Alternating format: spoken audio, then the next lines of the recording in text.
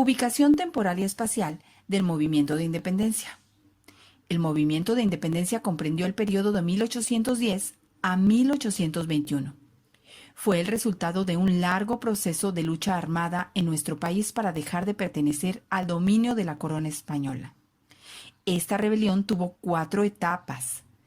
El inicio del movimiento de independencia se sitúa entre 1810 y 1811, en los actuales estados de Guanajuato, Querétaro, Michoacán y Jalisco. Sus principales líderes fueron Miguel Hidalgo y Costilla e Ignacio Allende.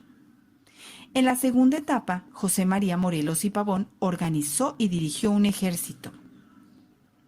En esta etapa se desarrolló de 1811 a 1815, durante la cual se organizó un congreso en Chilpancingo y se redactó una constitución.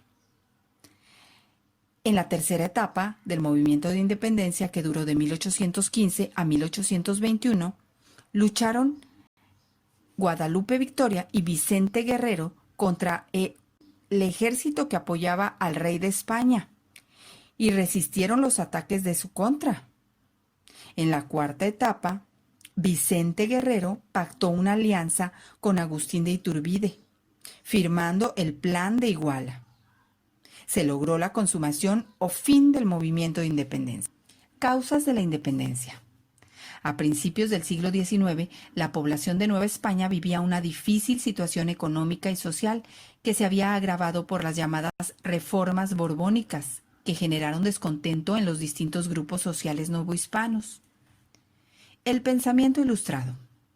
En los siglos XVII y XVIII se difundía una nueva forma de pensamiento conocida como ilustración, la cual se caracterizaba por el uso y la difusión del conocimiento científico y la idea de que los fenómenos naturales y los problemas sociales debían explicarse con base en la razón y no en las creencias religiosas.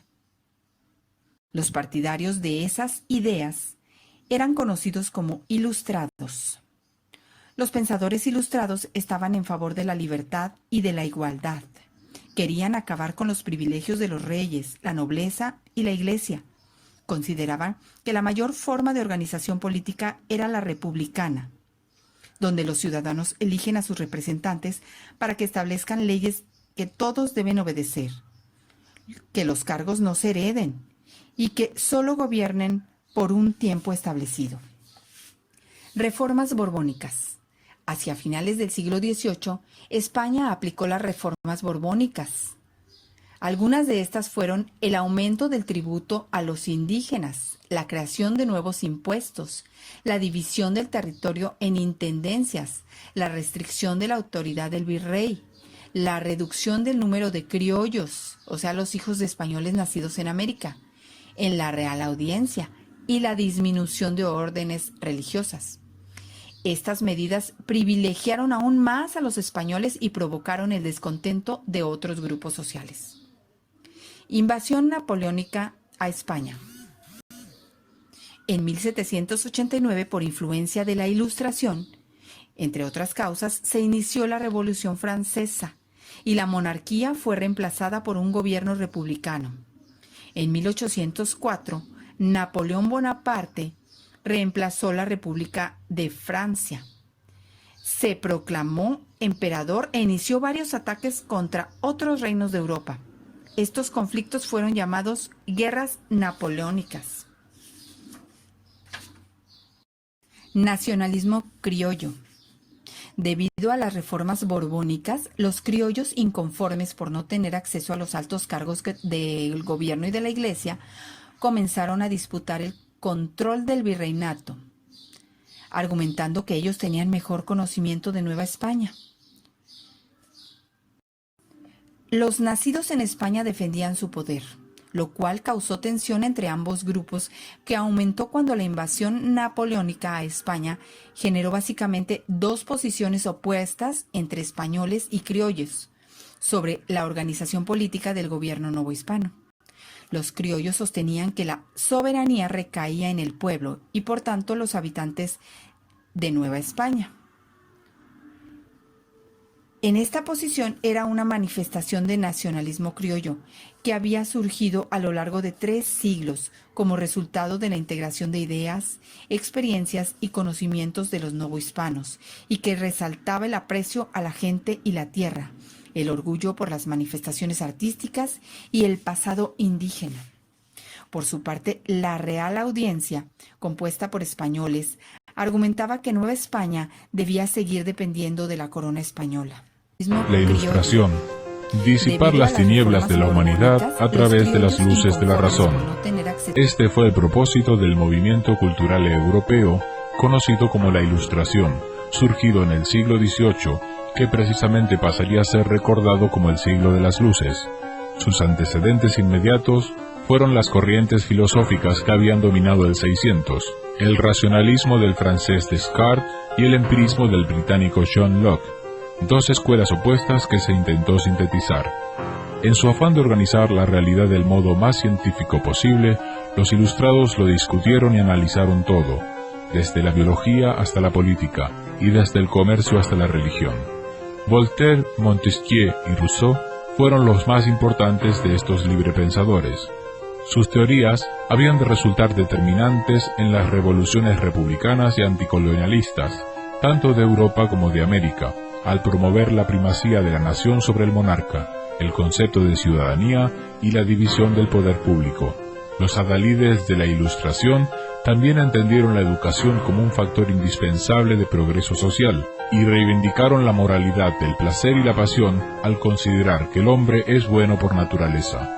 Por otra parte, el interés clasificador y universalista del siglo de las luces se materializó en la monumental Enciclopedia, dirigida por Diderot y D'Alembert, un intento de recopilar de manera razonada todos los saberes disponibles acerca de las ciencias, las artes y los oficios.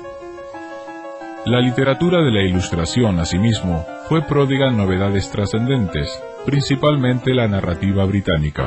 Aunque Francia produciría textos notables, como la sutil Manon Lescaut del abad Prévost, sería en Inglaterra donde tendrían lugar las mayores originalidades en el arte de contar historias.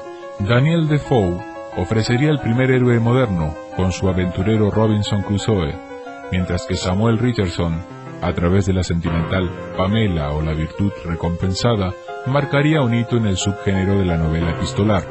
El Tom Jones de Henry Fielding recuperó, con acento británico, el realismo picaresco del Renacimiento y el siglo de oro hispanos. Laurence Sterne revolucionó las técnicas narrativas con su extenso y desopilante Tristram Shandy, y Horace Walpole inauguró la vertiente novelística de misterio, conocida como gótica, con su libro El Castillo de Otranto. En lo concerniente a España, deben destacarse las obras teóricas y literarias de Gaspar Melchor de Jovellanos, la poesía de Juan Meléndez Valdés, el teatro y la lírica de Nicolás Fernández de Moratín y las comedias de su hijo Leandro Fernández de Moratín.